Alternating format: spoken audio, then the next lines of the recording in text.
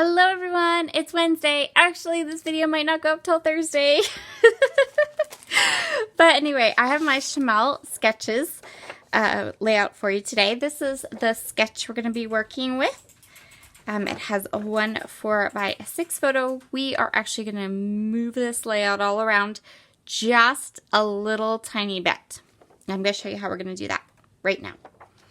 So for starters, we're going to be using 2 4x4 photos. So that's one way that we are going to change it up. I have 2 4x4 photos here. Another thing is that we're going to kind of have not quite so many layers behind the picture so that we can fit in the extra, what we need extra for the 4x4 photos.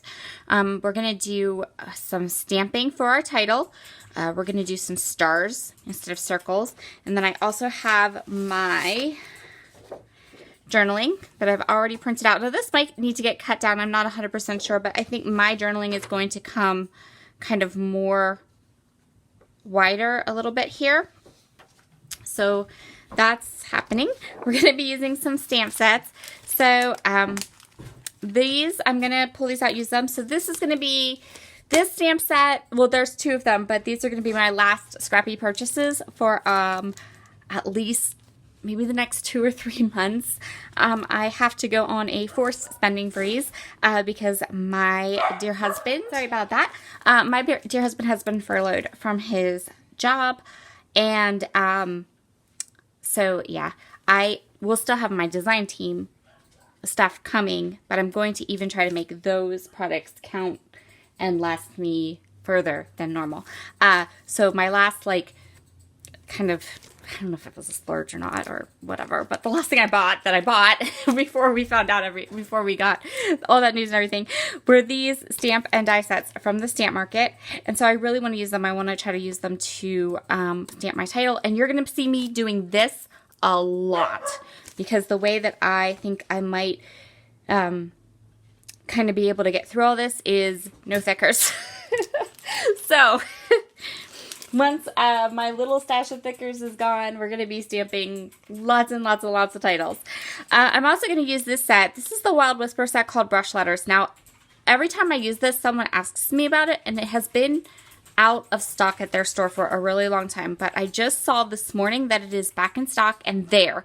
So I'm going to go ahead and use them on the layout today. I'm going to leave below the link for them.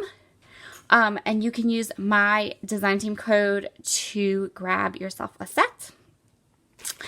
And then I'm going to use some Field Trip from Shimelle. So I have different bits and pieces here. I thought I might use, this is a really fun acrylic from Color Cast Design that was in my stash. I thought maybe I'd go ahead and incorporate just because it's fun. It gives a little bling. I like it. And some different things. So I'm going to use this arrow paper for this kind of large piece at the top. And then I had pulled this green thinking that I would use, like this would be the bottom half, right? And then maybe this would be the top or this would be the top. Anyway, that's what I'm thinking to keep it really colorful.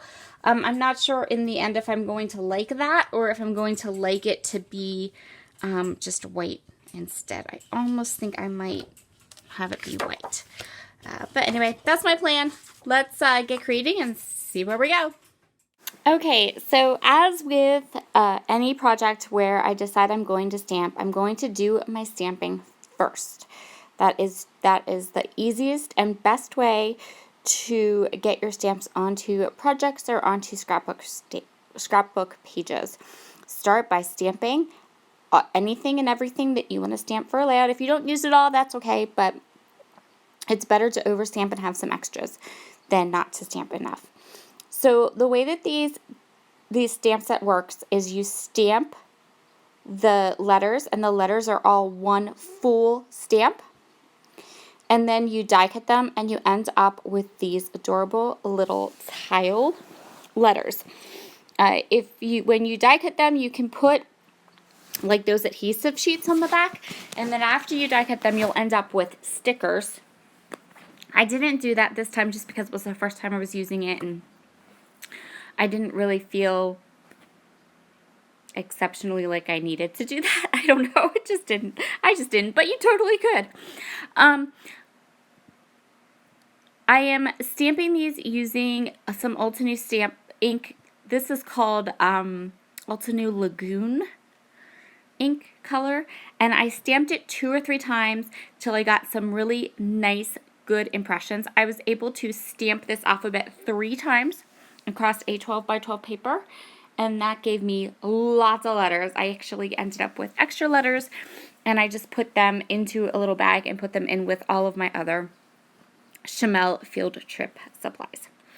So I stamped these 3 times, I think, and this Ulta ink is a dye ink, so as it soaks into the paper and dries, the color kind of evens out really nicely. And these stamped and die cut really, really well. I was happy with how they turned out. Very happy. I'm so glad that I went ahead and invested in these stamp and die sets because I think they're going to become a lifesaver for the next couple months. So I have another set of the other set of stamp sets. These are the Wild Whisper Brush Letter stamp set, and I'm going to stamp those using sapphire ink. I'm not going to stamp them using my Misty because these stamps are super easy to ink up. They're really easy to line up and stamp, you can see right there.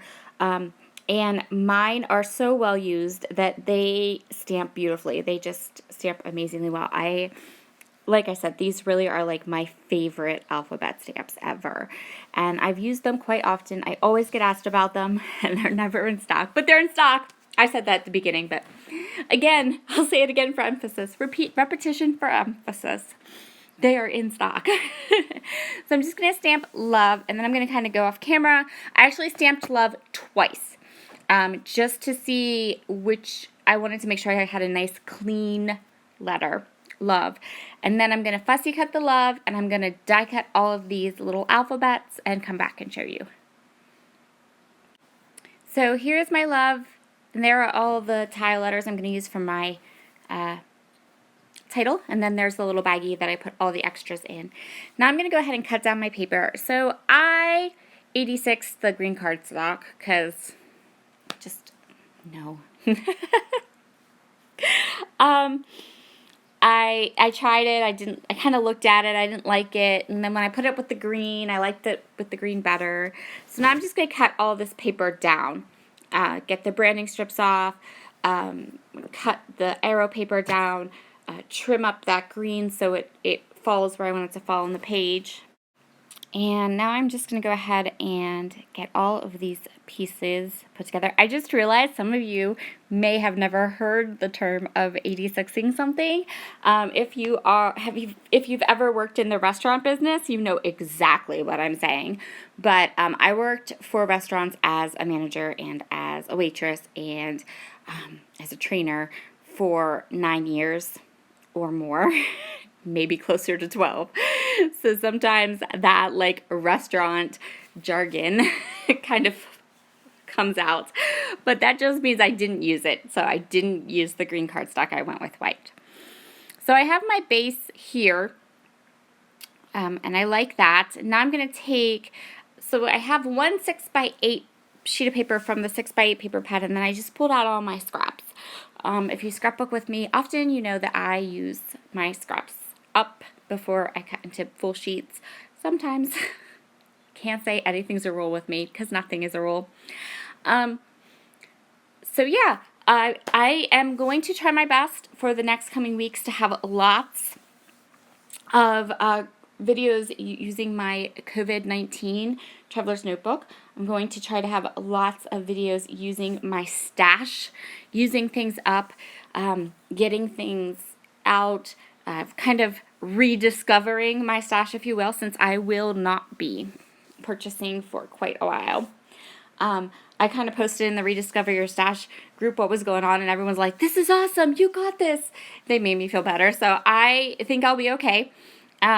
And yeah, it should be fun. I have a couple of projects in the works that I am excited about, and yeah, so keep your eyes peeled. And if you have anything, like if you have something in your stash you would like to like ideas with for using up, I will take suggestions, anything but chipboard, because I don't buy chipboard and I don't like chipboard and I don't use chipboard much at all. So I don't have naked chipboard and I have very, very few colored chipboard. So, but pretty much anything else I probably have in my stash. I don't have things like brads or eyelets. But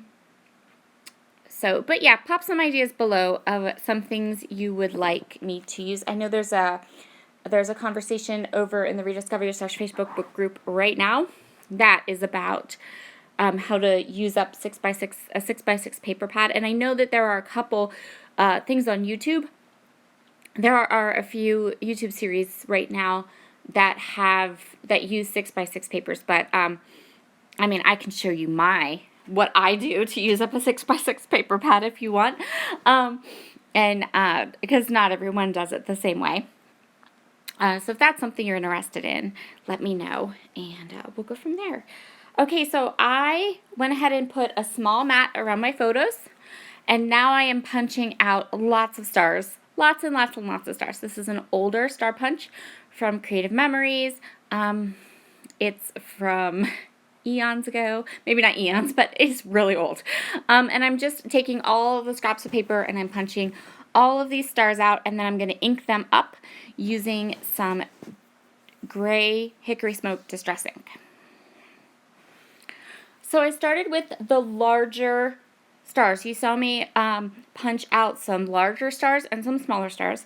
So now I punched out the large stars, inked them up, and I made kind of like a line of just the large stars. And now I'm going in between those large stars and I'm adding the smaller stars, but I'm popping them up. So the stars kind of overlap and they have some dimension and some interest to them. This is a really great way to use up a lot of paper. Most of this, no, not all of it, because at the end I do add some things that aren't paper. You never want to have, I always think a layout needs some dimension, right? It needs something, and it also quite often will need something that's not paper. Wood veneers, enamel dots, something, sequins. Sequins are always a great go-to for this type of thing where you have a layout that has a lot of paper on it. So yeah, I'm just going to go through, I'm going to add the middle, all these stars on, then I'm going to get to work on my title. Okay, so my title is going to be called They Do Love Each Other. So this layout is about my boys. You can see in these photos, my oldest son, if you haven't been around my channel for a really long time, my oldest child has autism and my younger one does not. So this is a photo of my older son, and I tell this journaling is about the story that every time we go into a public place or a very crowded place, my oldest son insists that he has to hold on to his little brother. And now, granted, my kids are not young. So this photo, my oldest son was 17, 18, and my youngest son is 12 or 13. But it doesn't matter. This is what my oldest son, he loves his brother. He worries about him getting lost, and so he has to hold on to him. Now, keeping in mind that my youngest son now is 13, my youngest son understands this action on his big brother's part, and he's okay with it. He's okay with it. He lets him hold on to him. He tolerates it. He doesn't throw a fit. And my youngest son does not have autism. So, for me, this is proof to me that my children absolutely love each other, because the oldest one is so worried about his younger brother getting lost in a crowd, even at these ages. And my younger son just kind of understands and is like, all right, Morgan, this is your whatever. And so he lets him just hold on to the back of his shirt. And these photos are not super old. They were taken in 2019, so they're probably just a year old. It's a little bit funny about that, but for me, that just shows that my kids love each other, because man, when I was like 13, if one of my siblings had tried to like hold on to the back of my shirt and never let go when we were in a public place, I'd just be like, leave me alone, right? Who wouldn't? But my youngest son just is okay with it. He's like, all right, Morgan, You're trying to keep me safe. Okay. So I am just going to go ahead. I'm going to cut down these journaling strips. I'm going to trim them up. I'm going to go ahead and ink them using the Hickory Smoke Distressed Oxide ink. Or not, it's not oxide, it's just Hickory Smoke Distress ink. It's the regular Distress ink. And then I'm going to go ahead and lay them out on my page. And so the last little bits of this layout are going to come together super, super quick. I'm just going to go ahead and adhere this ampersand right in that little kind of awkward spot right there between my title and my journaling. I love the ampersand. I think it adds just that little extra something to this layout. I really love it. I'm going to go ahead and add this little camera under that E.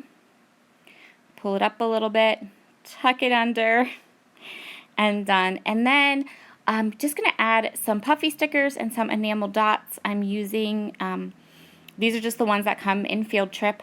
I have oodles and oodles of Field Trip. It is currently one of my most favorite collections right now. I really, really love it. And so I have lots of it, which is kind of cool because I'm not going to run out and I can use it and I can use up the products that I love. And I'm going to add puffy stickers, same thing, just hearts or stars into those sections. And that's going to complete this layout. This was such a fun layout to put together. I'm really happy with how it turned out. I hope you like it too.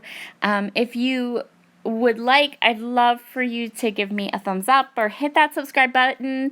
I haven't talked about my subscribers recently, but I love them all. They're amazing, and I'm so thankful for each and every one of you. All right, I'll see you guys all very soon. Bye.